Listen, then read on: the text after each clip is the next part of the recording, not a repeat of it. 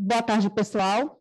Agora a gente vai iniciar uma palestra a respeito de aporofobia e a nossa facilitadora é a doutora Gisele Citadini, ela que é bacharel em Direito pela Federal da Paraíba, mestre em Direito pela Federal de Santa Catarina, doutora em Ciência Política pelo IPERJ, professora associada da PUC do Rio, pesquisadora nível 1C do CNPq desde 1999 e autora da obra Pluralismo, Direito e Justiça Distributiva.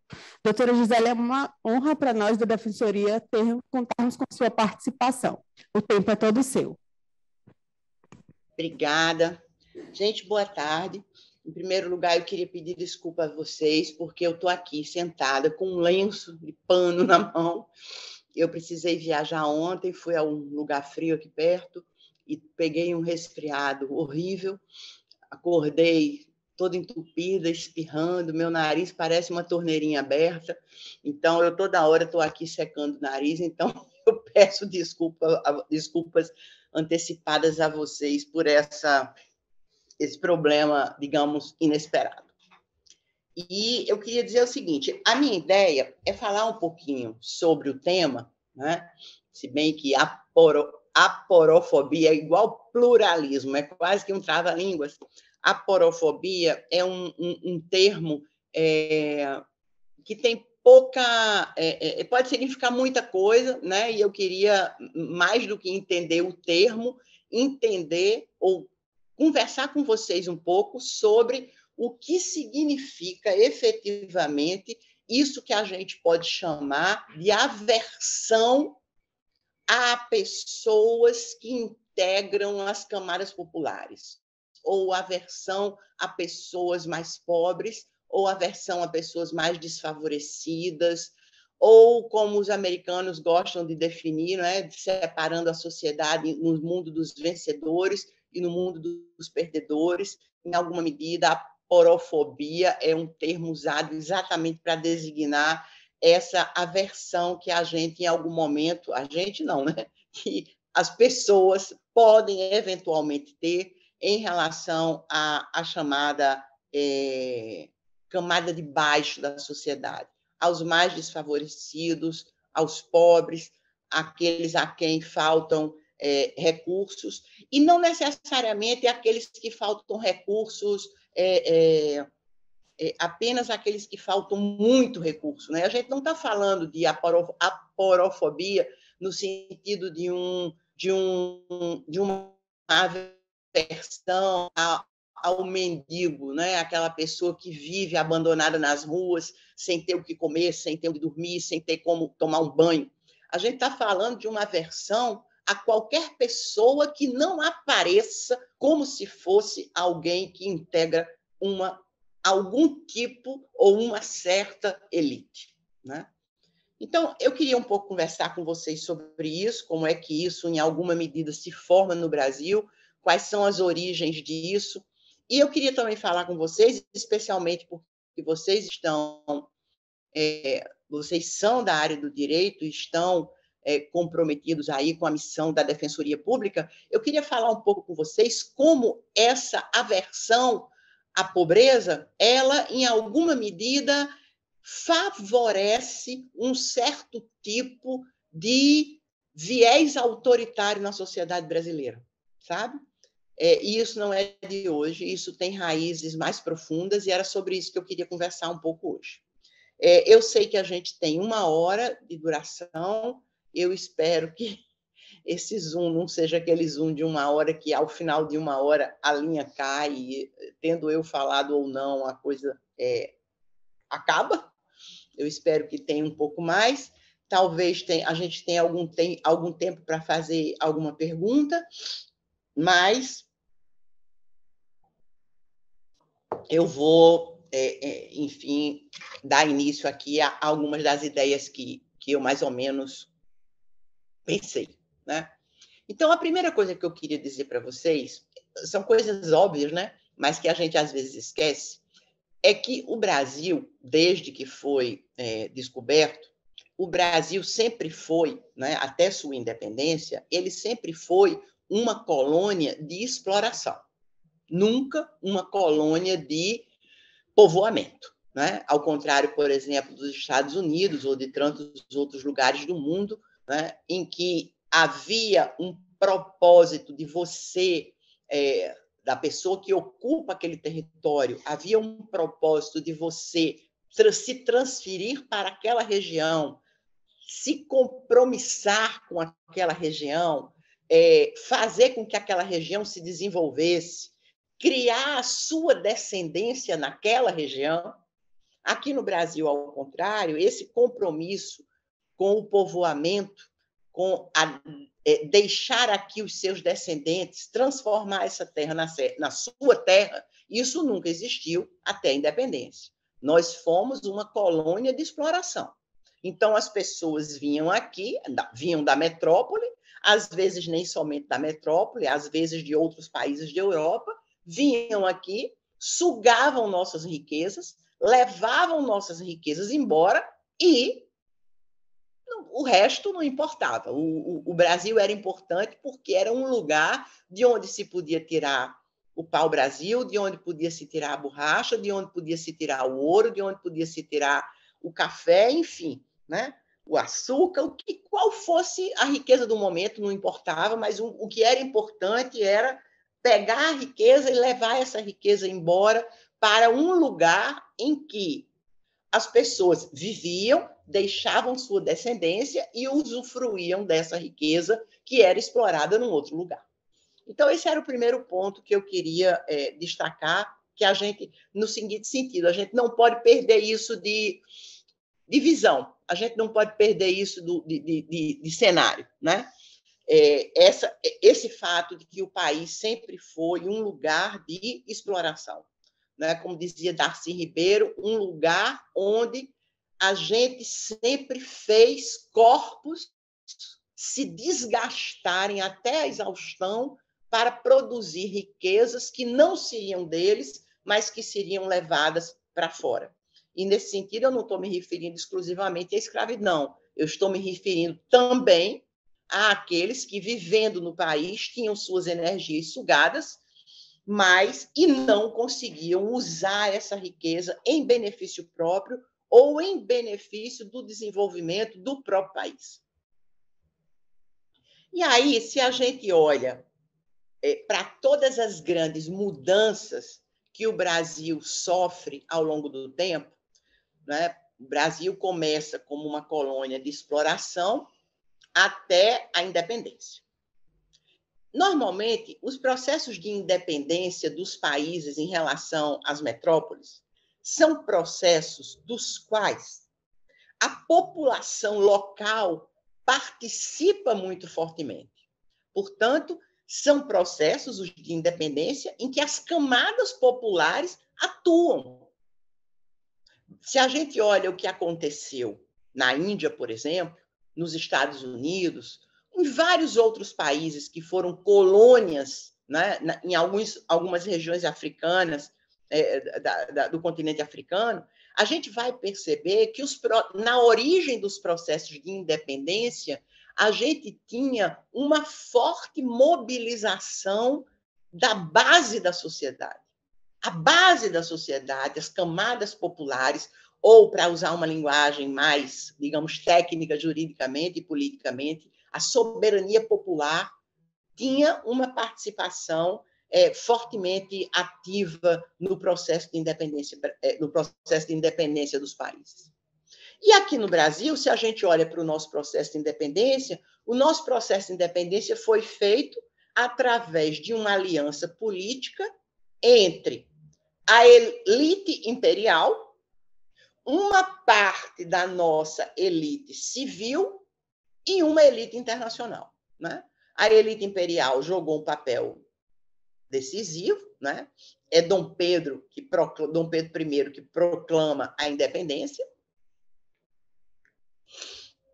Ele está apoiado por uma parte da elite civil brasileira que se opunha à elite portuguesa, né, que aqui vivia e que não tinha, né, a despeito da família imperial ter o objetivo de fazer a independência, você tem um conjunto de portugueses, né, da elite portuguesa que não quer essa independência, obviamente. Mas você tem uma forte pressão internacional, especialmente a pressão internacional desempenhada pela Inglaterra. Então, esses três atores políticos se organizam, se aliam, fazem todas as costuras políticas necessárias e proclamam a independência do Brasil. Então, na teoria política, a gente descreve um processo como esse, ou seja, um processo que não conta com a base da sociedade, a gente descreve um processo como esse como uma revolução pelo alto. Né? Aparentemente, é um conceito paradoxal, né? E é para ser assim mesmo, porque revolução é algo que se processa, que se organiza a partir da base da sociedade, a partir das camadas populares. Mas não. Né?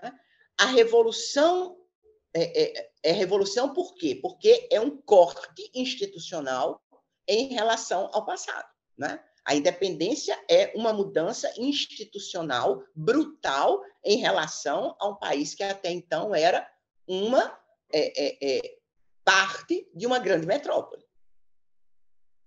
Agora, esse processo, digamos, revolucionário, no sentido de tão impressionantemente forte, diferente, de mudança e de transformação, é um processo que se organiza a partir do alto, né? A partir de um acordo político, que reúne um agrupamento de elites políticas diferentes. E assim foi feita a abolição. Assim foi feita o processo de independência do Brasil. Se a gente vai para a proclamação da República, eu vou usar alguns exemplos só. Se a gente vai para a proclamação da República, 1889, há um livro de um cientista político, que foi meu professor, e inclusive é membro da Academia Brasileira de Letras, professor José Murilo de Carvalho, um cientista político importante, que é especializado exatamente em história do Brasil. A grande especialização do Zé Murilo é o Segundo Reinado, mas do Segundo Reinado ele conhece tudo, mas ele conhece profundamente a história do Brasil. E ele escreveu um livro cujo título se chama Os Bestializados. Essa era uma expressão que os jornais brasileiros, à época da República, usavam para descrever o povo brasileiro, usavam para descrever a reação do povo brasileiro diante da proclamação da República. Ou seja, o país deixa de ser um país imperial, nós fazemos uma mudança institucional que em qualquer outro lugar do mundo representou uma convulsão social gigantesca, né? Basta a gente pensar no que significou, quantos monarcas perderam a cabeça para que a Revolução Puritana e a Revolução Gloriosa ocorressem na Inglaterra. Claro que não foi a instauração de uma república, mas foi a instauração de uma monarquia constitucional. O que acontece na França com as constituições de 1791, 1793 e 1795? Né? Elas são resultados de um processo de luta na base da sociedade francesa gigantesco. Né? E aqui no Brasil, o povo assiste bestializado à proclamação da República. Bestializado, ele tem dois sentidos. Ele tem o sentido de abestado, o sentido de estou vendo isso aí assim, eu não tenho nada a ver com isso, estou assistindo isso aí, estou vendo isso aí não é da minha turma, não é da... E eu também não estou dando bola para isso. É um pouco isso. Eu não tenho nada com isso, mas também não estou querendo ter alguma coisa com isso, não. Eu nem ligo para isso, eu nem ligo para o que eles estão fazendo. Né? E, na verdade, o que a gente teve aqui no Brasil foi uma outra revolução pelo alto. o país deixa de ser um país com rei, né, com um imperador, a família real é banida do país e a república se instaura em moldes militaristas, é verdade, mas a república se instaura sem que isso tenha representado, digamos, algum tipo de convulsão social ou de mobilização social importante por parte da base social. Uma outra mudança que afeta significativamente os rumos do país. Se a gente segue um pouco mais adiante e a gente olha para o momento em que o país decide deixar de ser uma economia agroexportadora e resolve se tornar um país industrial, essa é uma das mudanças, talvez essa seja a mudança, né, dos anos 30, seja uma das mudanças mais importantes da nossa história, né? Nós mudamos, nós reconfiguramos inteiramente o Brasil. O Brasil era um país agroexportador, né? E o país passa a ser um país industrializado. Vargas é uma figura decisiva nesse processo. É claro que é preciso instituir uma classe operária. Não há como você imaginar um processo de industrialização sem a criação de uma classe operária. Mas essa classe operária, em alguma medida, ela é constituída pelo alto. Não é uma camada do povo brasileiro que demanda direitos e, como resultado desse processo de trabalho, por exemplo. Não se trata disso. É justo o contrário. Você não pode ter um país industrializado, você não pode ter indústria sem classe operária. E você não pode ter classe operária sem sindicatos e sem direitos trabalhistas. E é assim que as elites brasileiras, em associação, quer dizer, é um outro momento em que há um racha na elite brasileira. Porque há uma parte da elite brasileira que quer manter o país preso à política do café com leite e à política agroexportadora, e há uma parte do país que quer industrializar o país. Eu não quero usar agora a palavra modernização, porque a palavra modernização não é uma palavra típica dos anos 30. A palavra típica dos anos 30 é mesmo a palavra industrialização. Modernização tem a ver muito mais com urbanização. E isso é uma coisa que o Brasil só vai fazer na ditadura militar. Então, eu estou usando industrialização mesmo, sabe? E não modernização. Então, Vargas, ele se apresenta, né? É um caso típico daquilo que, em teoria política, a gente chama de bonapartismo. Né? Bonapartismo é um conceito que deriva, obviamente, de Napoleão Bonaparte. Napoleão Bonaparte aparece em 1799, numa França convulsionada pela Revolução, e ele diz, olha, eu não estou aqui para me meter nessa briga entre a burguesia industrial e a burguesia financeira, que era a antiga nobreza. Eu estou aqui para olhar para os pequenos proprietários rurais. Eles são a minha fonte de legitimidade.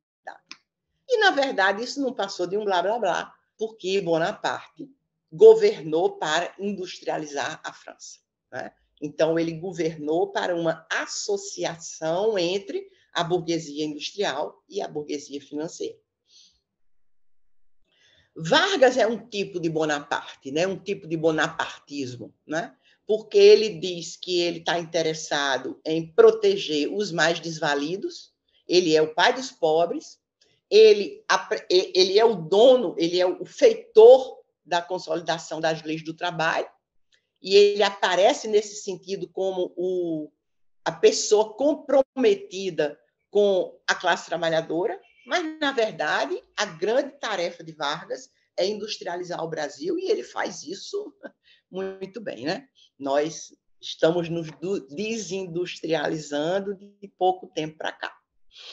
Então, esse momento, que também é um momento decisivo, né? Se a gente lembra dos anos, das décadas de 70 e 80 do século XIX na Europa, 1870 e 1880, a classe trabalhadora europeia, que já vinha do processo de industrialização desde o início do século XIX, ela está no meio da rua lutando pelos direitos dela. Os primeiros movimentos coletivistas, os primeiros movimentos protecionistas europeus são exatamente das décadas de 70 e 80 do século XIX. Como é que a classe operária europeia ganhou seus direitos no final do século XIX? Porque elas foram para a rua brigar por seus direitos. Reivindicar a redução de jornada de trabalho, que era de 16 horas diárias no início, reivindicar repouso semanal remunerado, porque as pessoas trabalhavam de segunda a segunda, reivindicar 10 dias de férias por ano. E só isso. Não tinha mais do que isso, não. Então, é um processo lento de luta política para reivindicar direitos, mais tarde, direitos previdenciários. Mas aqui não. Aqui a CLT e todo o modelo sindical, ele é organizado pelo topo do poder político, pelo Estado brasileiro, que, desejando industrializar o Brasil, precisava constituir uma classe operária. Então, é mais uma outra mudança que a gente vê ocorrer pelo alto, né? A gente vê ocorrer no topo do poder político. Se a gente vai para o tempo da ditadura militar, 1964,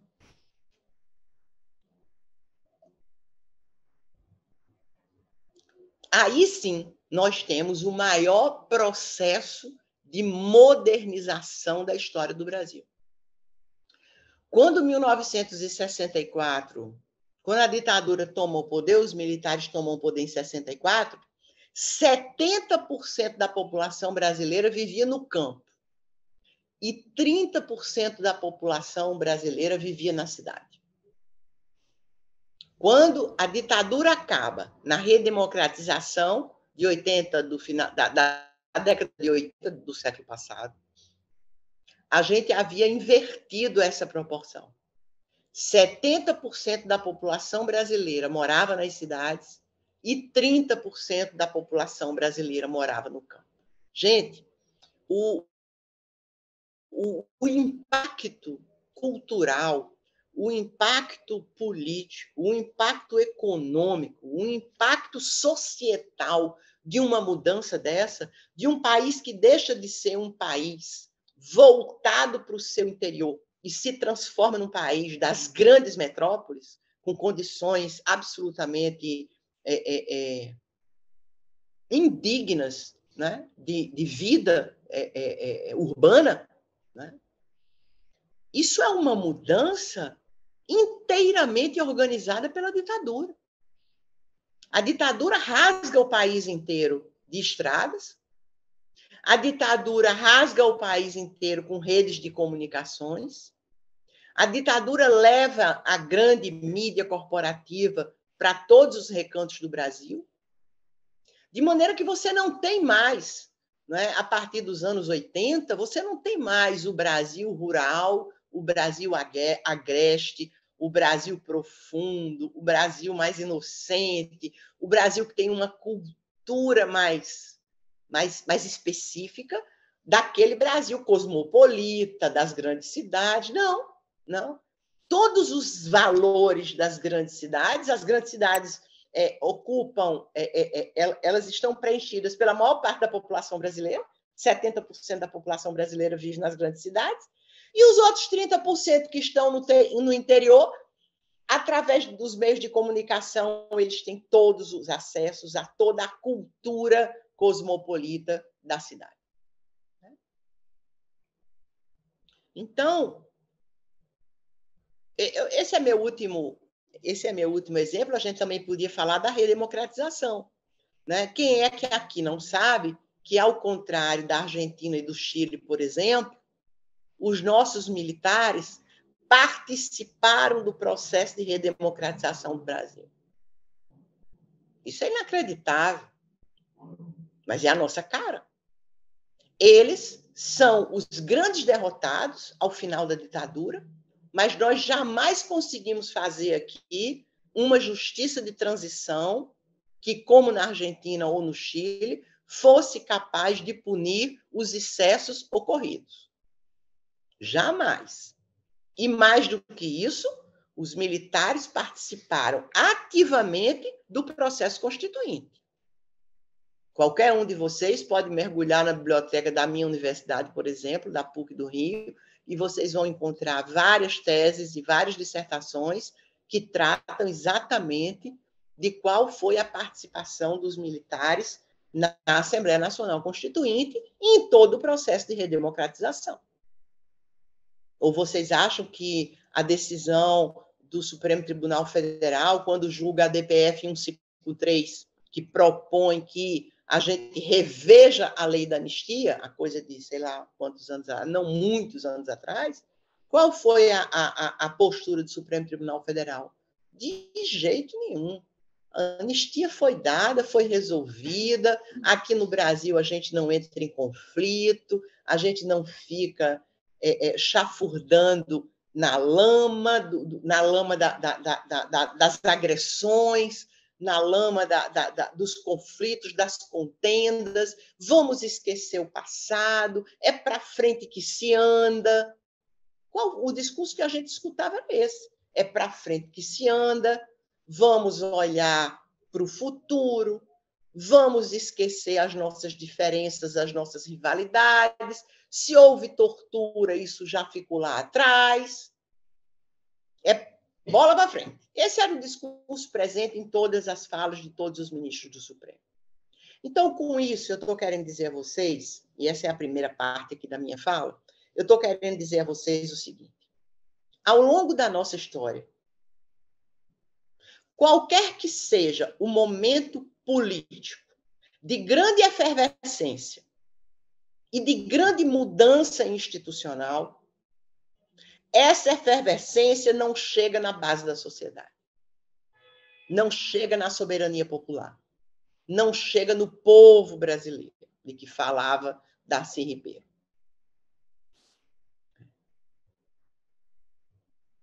Todas essas grandes mudanças institucionais, elas são resultado de processos de acomodação política entre grupos das nossas elites. É claro que os militares perdem com o fim da ditadura. Evidente. Perdem tudo? Claro que não. Ninguém ficou nem um dia preso. É claro que a burguesia agroexportadora, que só achava que o Brasil devia passar o resto dos tempos exportando café, claro que ela perde com a industrialização. Mas ela muda o seu estilo de vida? Não, continua no topo do mundo, né? O café é suficiente para mantê-la no topo do mundo, ainda que ela perca poder político, poder econômico ela não perdeu. A família imperial foi convidada, né? Ninguém perdeu um pescoço por aqui, não se derramou uma gota de sangue. A família imperial foi convidada a embarcar num navio e voltar para casa, levando algumas lembranças. Então, esse jogo, né?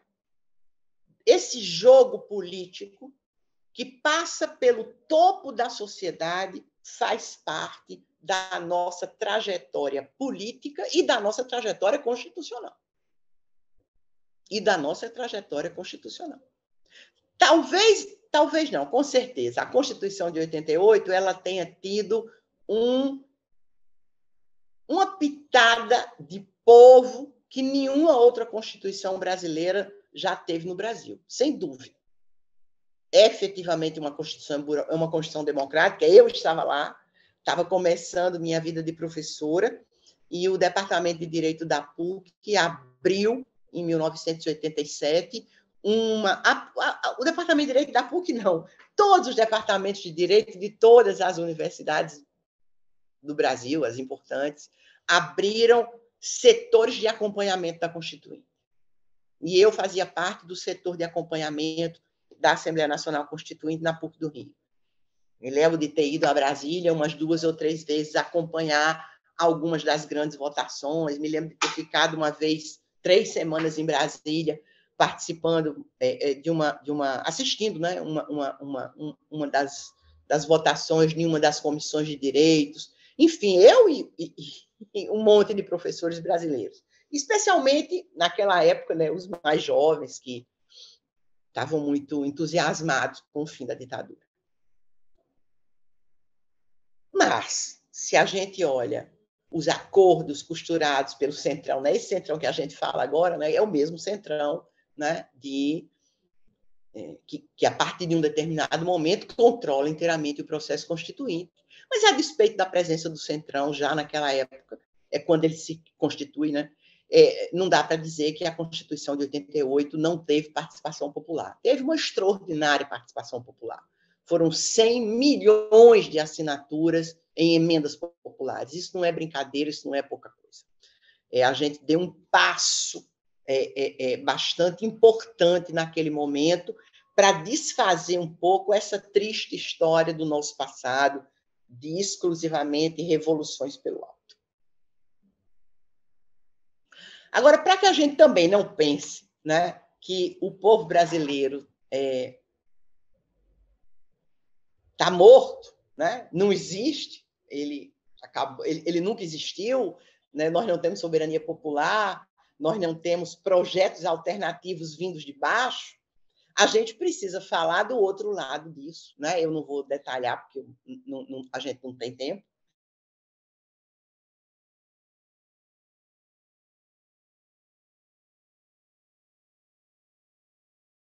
Né? Mas eu quero falar para vocês de organizar a partir da base da sociedade desde o Segundo Reinado.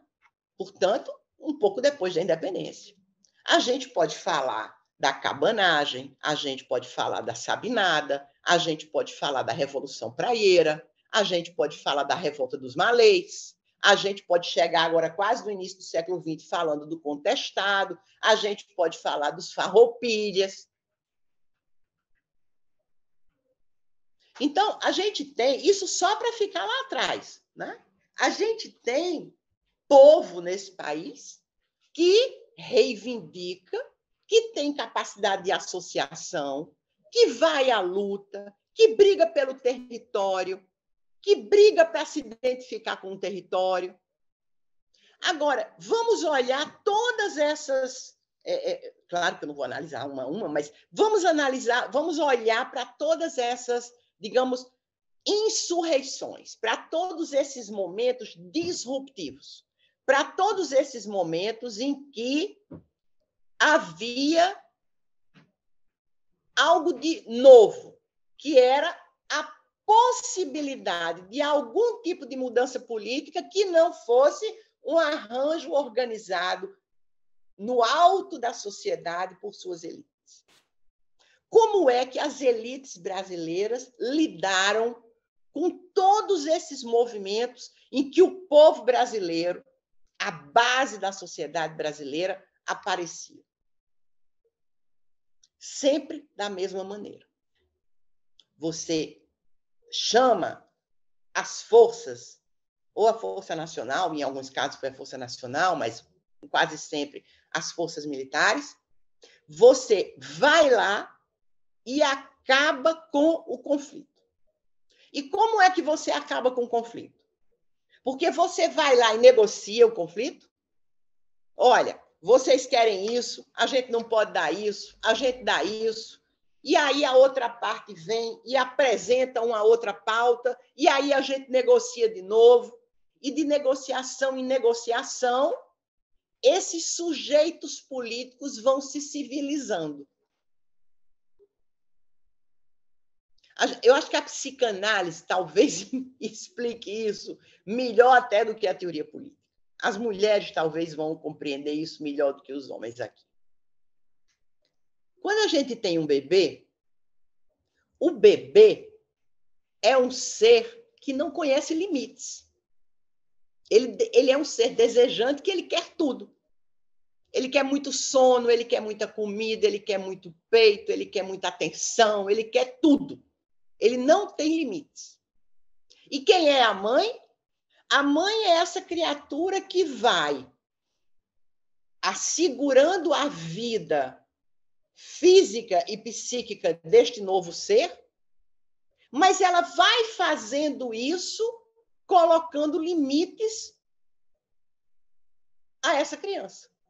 Ele quer comer, mas ele não pode comer qualquer coisa.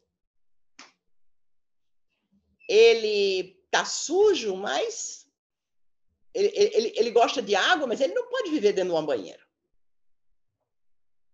Ele prefere ficar acordado todo o tempo, mas ele precisa dormir, senão ele não vai ter condição de desenvolver uma saúde de boa qualidade. Então, à medida em que esse ser desejante do bebê e essa mulher que cuida desse bebê, eles vão interagindo, ambos vão se civilizando. Aí vai nascendo um filho e aí vai nascendo uma mãe. Ninguém nasce mãe porque pariu, vira mãe porque pariu. A gente vira mãe porque a gente vai cuidando de alguém. E aquele bebê vai virando uma pessoa civilizada porque ele está sendo cuidado. Mas ele está sendo cuidado por quê? Porque são barreiras que se enfrentam, são desejos que se enfrentam. Né? Então, essa experiência materna é uma experiência profundamente civilizatória, tanto para a figura materna quanto para a figura do bebê. E os processos políticos, da mesma forma, são processos civilizatórios, porque a política, gente, é a alternativa da guerra. Na guerra, eu sou eu, você é você. O que você quer não me interessa, o que eu quero não lhe interessa. Nós não temos possibilidade de diálogo. Então, eu só vou ser feliz se eu te matar, e você só vai ser feliz se me matar. O que matar primeiro ganha. Depois que alguém matou alguém, matou, acabou. Não tem experiência civilizatória. Agora, se eu não posso matar o outro, se a morte é interditada, nós dois vamos ter que negociar. E o processo de negociação, ele é um processo civilizador de ambas as partes. Por isso que a política é tão importante. Porque a política é um processo de negociação.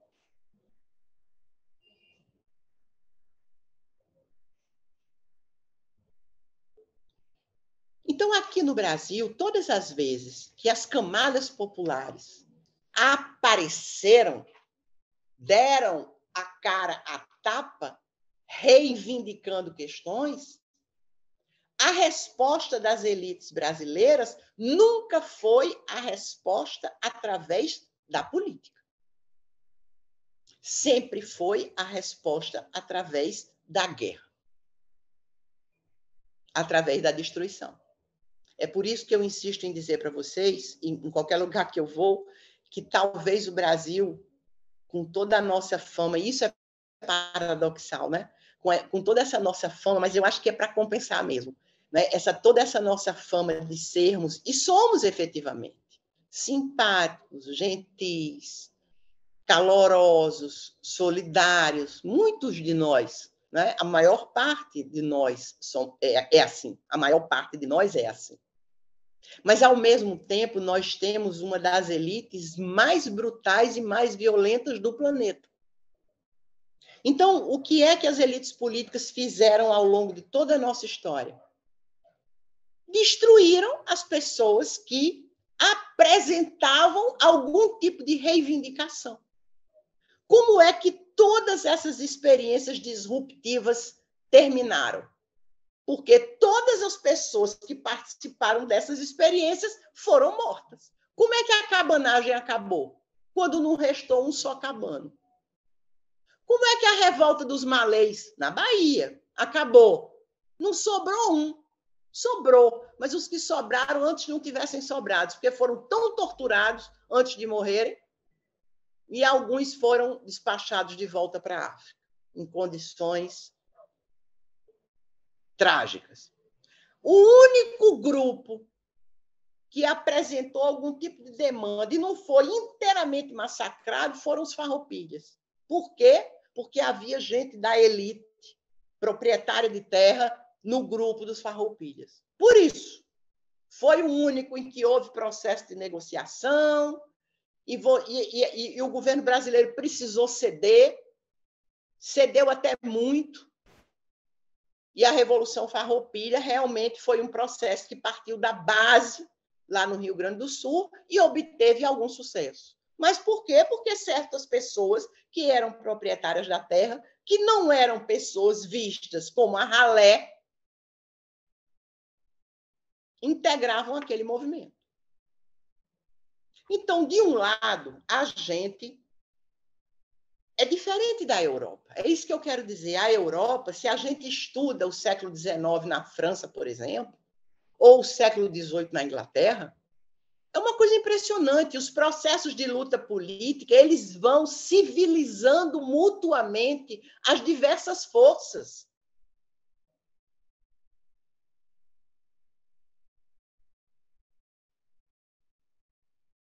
Eu agora estou tentando me lembrar, eu sou professora de História do Direito também, mas eu sou péssima com nomes e datas. Essa data eu até que sei, mas a questão não é a data, é o nome. É dos monarcas ingleses que foram decapitados. O primeiro foi decapitado em 1649, na chamada Revolução Puritana, que é a revolução feita pela maioria protestante no parlamento inglês. Quando não decapitam, não, eles cortam com decapitação.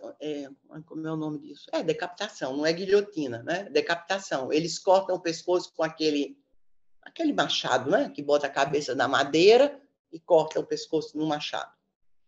Quando aquele rei, que eu esqueci o nome agora, eu não sei se é Jaime I ou Jaime II, enfim, quando ele é assassinado, o filho dele governa durante 25 anos, respeitando todas as leis do parlamento.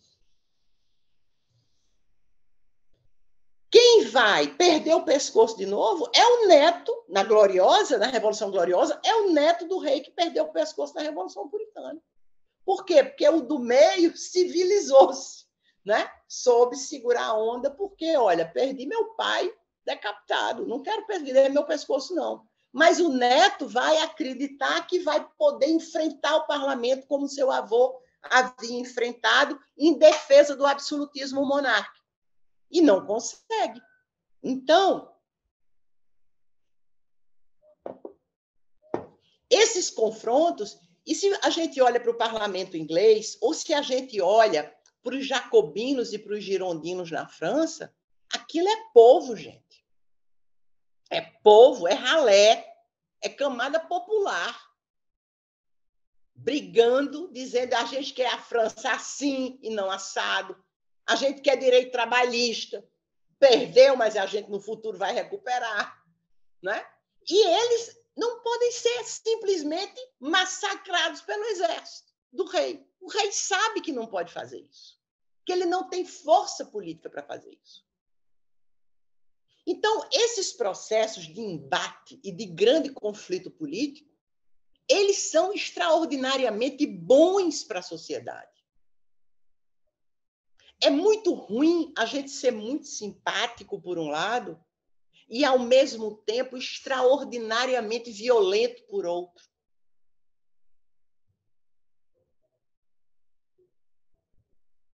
Então, falar de aporofobia, falar de desprezo pelo povo, é algo que está no DNA da cultura política brasileira.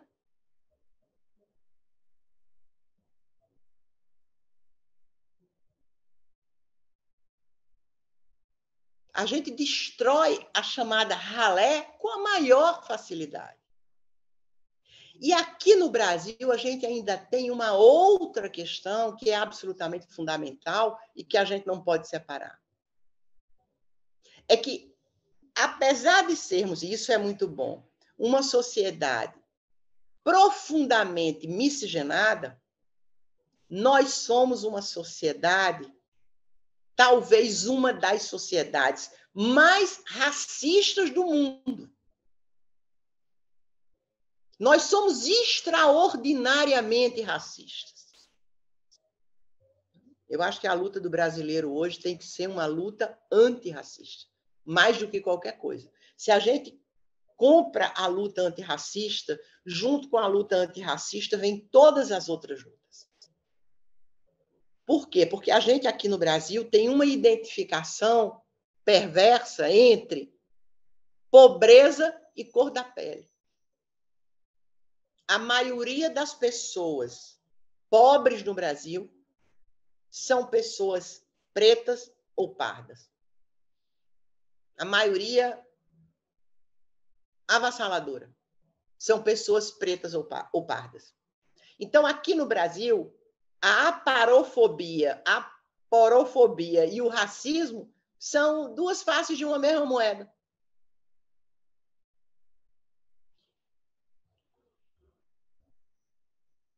Nós não respeitamos a ralé, não é porque a ralé é somente pobre, é porque, além de pobre, ela é preta e parda.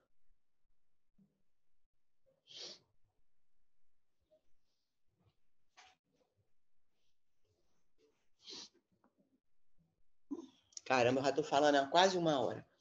Mas eu queria... Vocês sabem como é que esse negócio funciona? Será que daqui a 5 minutos essa linha de Zoom vai acabar? Ou se eu ficar aqui mais uns 15 ou 20 minutos, a gente consegue seguir? Se vocês fizerem assim, eu vou entender que dá certo, seguir adiante um pouco. Professora, se vocês diga. Não vai cair, não. Fique tranquila. Não vai cair, não? Não vai cair, não. Então, pronto. Então, a gente segue mais um pouquinho. É só para eu fechar essa coisa que eu acho que está um pouco solta. Então, eu queria fazer... eu agora queria ir para a terceira e última parte dessa fala, né? Que é a seguinte. Há um debate constitucional, um debate de direito constitucional, não é direito constitucional, é mais filosofia constitucional, que é um debate que envolve professores estadunidenses e professores alemães. Esse debate, basicamente, começou envolvendo 2 grandes teóricos do constitucionalismo. Nos Estados Unidos, Ronald Dworkin, e na Alemanha, Habermas.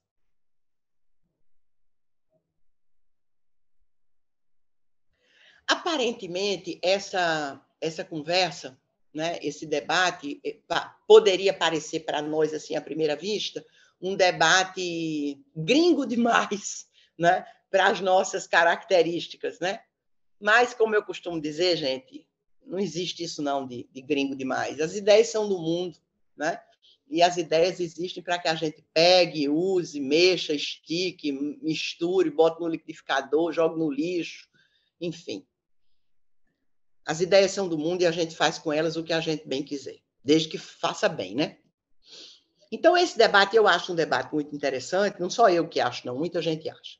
Esse debate muito interessante, e também é um debate muito interessante para o Brasil, apesar de ser um debate que aparentemente não tem nada a ver com a gente, né? E esse debate é o seguinte. Vocês sabem melhor do que eu, porque eu não entendo muito disso. Vocês sabem que a gente tem nos Estados Unidos, eles têm, né? A gente não. Eles têm nos Estados Unidos uma Constituição que é a mesma, desde sempre, uma Constituição bastante sintética. Há algumas emendas a essa Constituição. As primeiras 10 emendas à Constituição estadunidense é a chamada Declaração de Direitos, né? O artigo 5º deles são as primeiras 10 emendas à Constituição, mas são 26, eu acho, até hoje. E a gente tem uma Suprema Corte nos Estados Unidos, né? Basta ver agora, né, o que ela está fazendo e o que ela está ameaçando fazer, para a gente ver como a Suprema Corte tem um papel importante, né, na interpretação dessa Constituição. E a Suprema Corte vai adaptando esse texto constitucional às mudanças políticas que vão ocorrendo nos Estados Unidos. Então, por exemplo, teve uma época em que o serviço público era oferecido igualmente a negros e a brancos. Escola pública para pessoas pretas, escola pública para pessoas brancas. Aí a Suprema Corte Americana aí foram discutir a inconstitucionalidade dessa separação. Aí a Suprema Corte Americana disse o seguinte, estadunidense, a minha geração tem muita dificuldade de substituir o americano por outra palavra, porque a gente passou a vida inteira sendo criado, falando os americanos, né, como se só existissem os americanos, né, e os canadenses, eles não são americanos, e os porto-riquenhos não são americanos, enfim, parece que só os americanos, os estadunidenses são americanos. Mas a Suprema Corte dos Estados Unidos, ela vai adaptando a Constituição às mudanças políticas, né? Há um autor que eu gosto muito, chamado Bruce Ackerman, e que ele divide a história dos Estados Unidos em o que ele chama de períodos de normalidade e períodos de efervescência constitucional. E a Suprema Corte, obviamente, tem uma atuação extraordinariamente impactante nos momentos de efervescência constitucional. Então, ela é chamada a discutir o fato de que há ônibus somente para brancos, com cadeiras para brancos e com cadeiras separadas para negros. Há escolas somente para negros e escolas somente para brancos. Isso é ou não é constitucional, dado que há uma emenda à Constituição que, depois da Guerra Civil, acabou com a escravidão e transformou todos os cidadãos, todas as pessoas pretas dos Estados Unidos em cidadãos do país. Isso é constitucional ou é inconstitucional? E aí a Suprema Corte disse assim, é constitucional. Por quê? Porque o serviço público é igualmente oferecido, tanto para brancos quanto para negros. Só que é oferecido de forma separada, mas é igualmente oferecido. Aí criou o famoso separados, mas iguais. 100 anos depois, ou mais, quando vem a luta, né, do movimento negro dos Estados Unidos pelos direitos civis, a Suprema Corte volta atrás, não é que volta atrás, ela refaz o discurso e os separados mais iguais passa a ser inconstitucional. Então, as escolas públicas, elas precisam receber crianças brancas, crianças pretas, crianças latinas, não importa. Precisa receber criança. A cor e a origem é o que menos importa. Porque isso é a decisão constitucionalmente correta.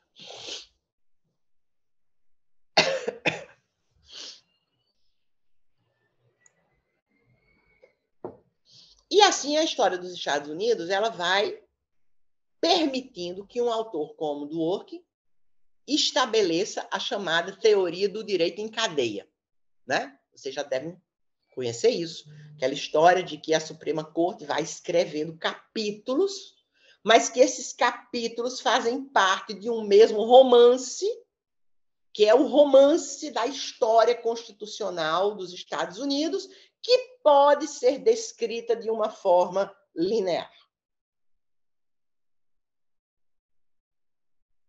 Aí vem o Habermas discutindo com o Dworkin. Depois dessa discussão se amplia extraordinariamente, envolve um monte de professores diferentes. Essa discussão é uma discussão lá dos anos 90. Eu me lembro que eu tratei disso na minha tese é de 98, a minha tese de doutorado. Isso é uma discussão dos anos 90, e essa discussão perdura até hoje na boca de outros autores, discutindo temáticas semelhantes ou mesmo temáticas diferentes. Aí Habermas aparece e diz assim, olha, vamos com calma, porque é preciso separar, distinguir as nossas histórias.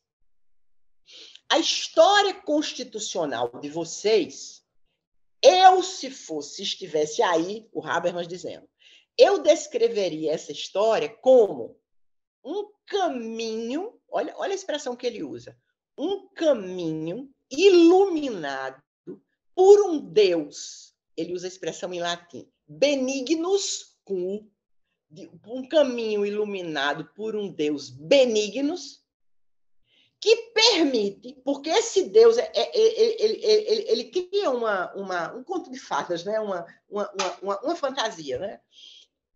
Ele imagina que no início da história constitucional do país há uma espécie de Deus do bem, de Deus benigno, que lança uma luz naquela trajetória e que essa luz que ilumina esse caminho é o que vai permitir que você siga adiante, faça, quer dizer, se defronte com não sei quantos confrontos, com não sei quantos conflitos, mas você segue confiando na capacidade que o povo tem, né? É por isso que o título do livro do Ackerman é We the People, né? Que é a forma como começa o preâmbulo, né, da Constituição dos Estados Unidos, é We the People, nós, o povo. Então, o povo, através dos momentos de efervescência, a Guerra Civil, por exemplo, o povo vai se confrontando, mas as instituições, elas são sólidas o suficiente para incorporarem civilizatoriamente essas mudanças e, pela via do direito, né, no caso da Suprema Corte, ou pela via da economia, no caso do New Deal dos anos 30 do século passado, que é outro momento de efervescência constitucional, é pena que não dá para a gente detalhar isso aqui agora, não é um problema resolvido, digamos, na Suprema Corte, mas é um problema resolvido via Suprema Corte, mas pela economia. Né? Então, você rompe com a famosa liberdade absoluta de contrato, estabelece limites aos contratos e você viabiliza algum tipo de intervenção na economia e sai daquela crise, que é a crise de 29. Então, o Habermas diz, vocês têm essa história constitucional, digamos, ele não está dizendo que ela é bacana, sabe? Ele não está elogiando a história, porque muito sangue correu ali. Mas o que ele está dizendo é que é uma história diferente da dele. É possível uma linearidade e é possível o funcionamento não disruptivo, não há violência institucional. Agora, Trump tentou um jeito de violência institucional. Né? A invasão do Capitólio foi uma tentativa de impedir que o legislativo, porque aqui no Brasil a gente tem justiça eleitoral. Então, aqui no Brasil, quem dá o resultado da eleição é a justiça eleitoral, não é o Congresso Nacional. Nos Estados Unidos, não. Quem anuncia o vitorioso é o Congresso Nacional. Então, quando Trump organiza a invasão do Capitólio, ele está tentando impedir que o Congresso Nacional anunciasse a vitória de Joe Biden. Seria, sem dúvida nenhuma, um momento disruptivo institucionalmente. Só que as instituições funcionaram. Né? Os militares não saíram lá para dar golpe de Estado, a polícia não prendeu os congressistas, prendeu os malucos que foram lá quebrar tudo, e no dia seguinte estava tudo em paz. Então, essa história de violências, né? De violências e de revoluções pelo alto, e de momentos autoritários, de momentos disruptivos e de violências institucionais, você não tem nos Estados Unidos. Você pode ter outra coisa, né? Mas você não tem isso nos Estados Unidos. E o Habermas diz, porque vocês conseguiram ele chama isso de confiança antropológica nas próprias tradições constitucionais. Né? Então, ele diz, um povo que pode confiar antropologicamente nas suas próprias tradições é um povo que decide levar adiante aquilo que outros começaram antes dele. Então, essa ideia do working de direito em cadeia, o Habermas explica dessa forma. Você confia antropologicamente nas tradições do passado e você decide levá-las adiante. Com isso, você rompe, você não abre espaço para a violência institucional. Você limita muito a possibilidade de uma violência institucional. Aí ele diz assim, o Habermas: agora vamos esquecer a história dos Estados Unidos e vamos olhar para a história da Alemanha. Aí ele diz o seguinte: aqui na Alemanha, no início do meu processo constitucional, vocês sabem o que é que eu tenho postado lá no começo? Ele usa a expressão também em latim, mas agora é o contrário. Um Deus malignos. Ele está se referindo a quê? Ele está se referindo a um monte de coisas. Mas ele basicamente está se referindo a toda uma história política marcada por uma extraordinária violência contra aqueles que pouco ou nada têm.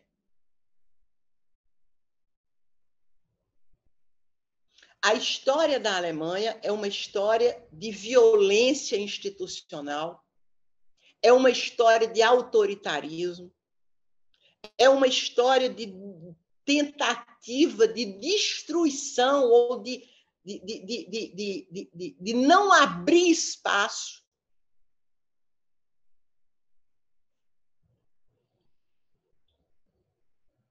para qualquer coisa que viesse da base da sociedade.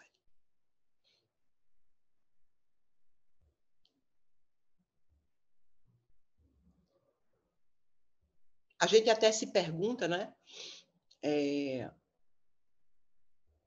Quer dizer, se pergunta não, a gente constata que o Estado alemão contemporâneo ele dificilmente existiria se não tivesse sido a tragédia do Holocausto judaico, que não foi só judaico, né? Foi de outros grupos também, mas foram 6 milhões de judeus, além dos milhões de russos, de franceses, de ingleses, de belgas, de poloneses, de dinamarqueses, de noruegueses, que morreram na guerra. Então, o Habermas diz o seguinte: eu não posso olhar para o meu Tribunal Constitucional alemão, para o meu sistema de justiça, da mesma forma como os Estados Unidos podem olhar para o seu sistema de justiça. O meu sistema de justiça ele está habituado a uma história autoritária. Ele está habituado a rompimentos institucionais. Então, eu preciso valorizar, hoje, eu preciso valorizar a soberania popular. Eu preciso valorizar a manifestação do povo nos processos eleitorais, por exemplo.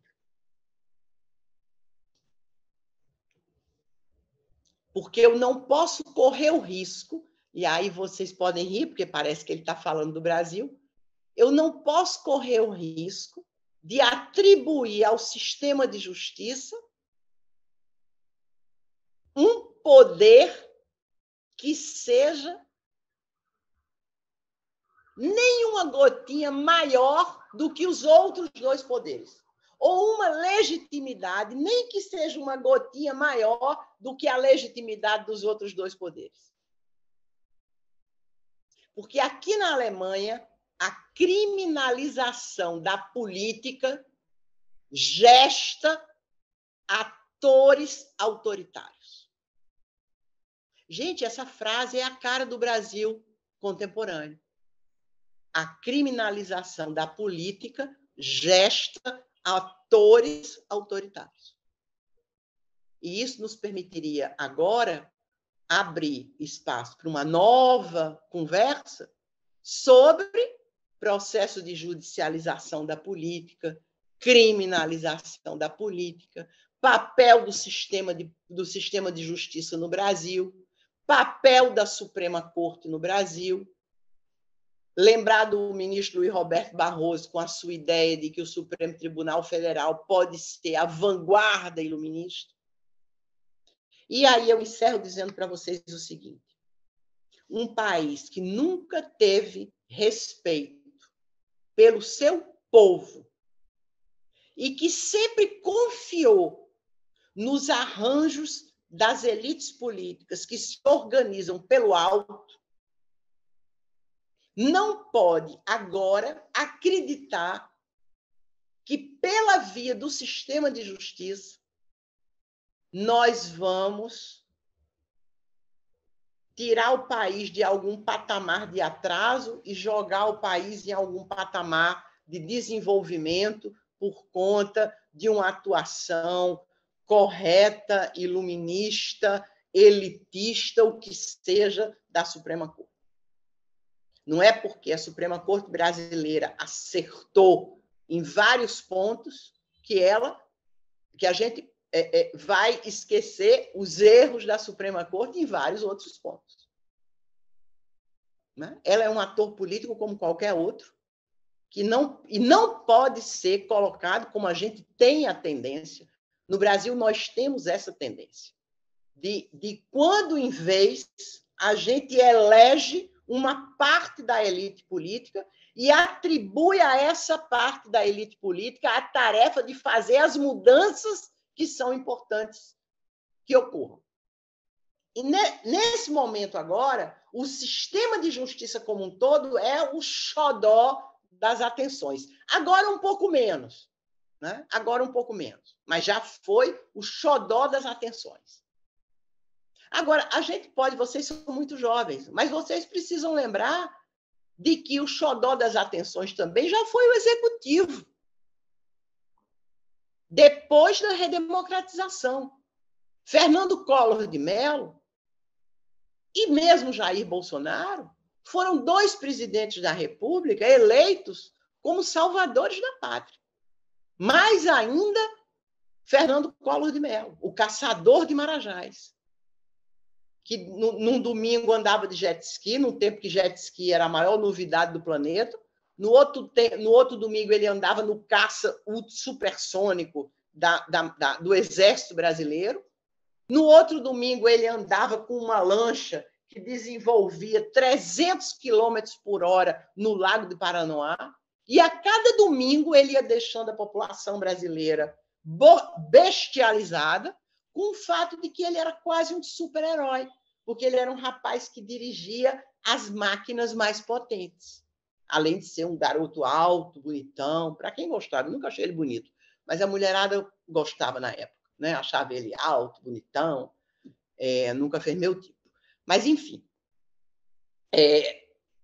Collor, mal comparando, né? Collor desempenhou um pouco, no seu momento, o papel que o sistema de justiça tentou desempenhar agora. Né?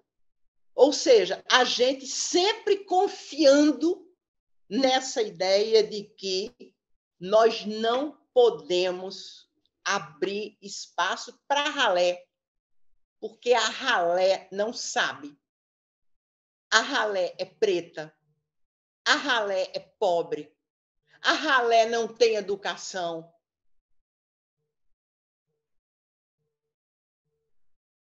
Com isso, a gente desvaloriza a soberania popular.